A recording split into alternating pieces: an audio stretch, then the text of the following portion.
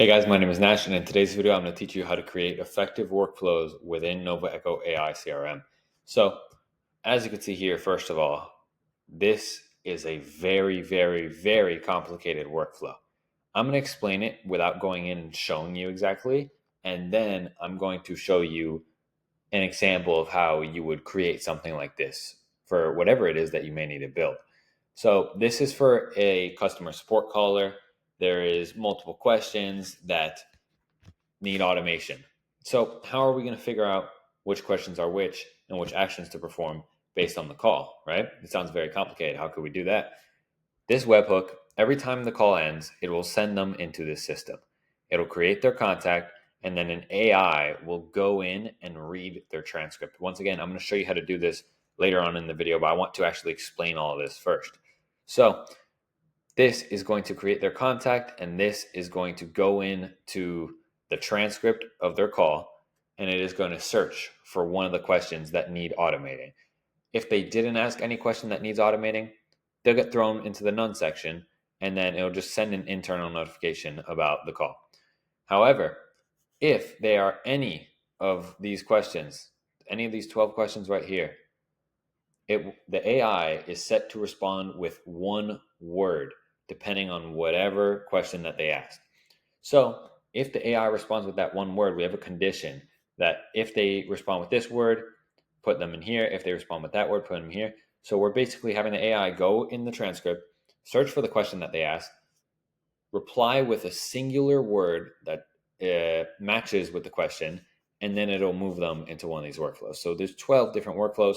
All these are basically just having another AI make a recap of the call, what happened, what needs to happen, and then sending a notification to the team.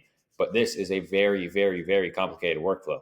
So I'm going to show you a much more simpler one, and I'm going to show you how I prompt this AI to properly read the transcript and work well. What's going to happen is once the lead form is submitted, they'll be thrown into here. It'll call them. It might do a little bit of follow-up if they don't answer. If they do answer, however, it'll move them into this, which is appointment. And I'm going to show you exactly how I filter through these people. So once the pipeline stage is changed to call answered, that means we need to find out if they booked an appointment. How are we going to do that? We're going to have an AI. The AI is going to go in. And as you can see right here, please read this transcript. Content AI transcript. This is just the custom value. It'll read that. Then it says, I need you to figure out if the AI booked an appointment with the prospect.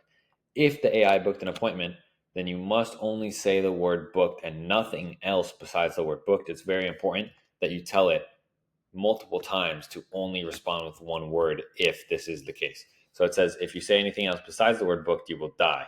If the AI did not book an appointment, then you must only say the word not and nothing else besides the word not. If you say anything else besides the word not, you will die. Once we're telling it 3 different times that it can only say one word, and then we're giving it a condition to say that word. So this one's just, was the appointment booked or not? We're going to go into the condition. We're going to do an if-else statement right here.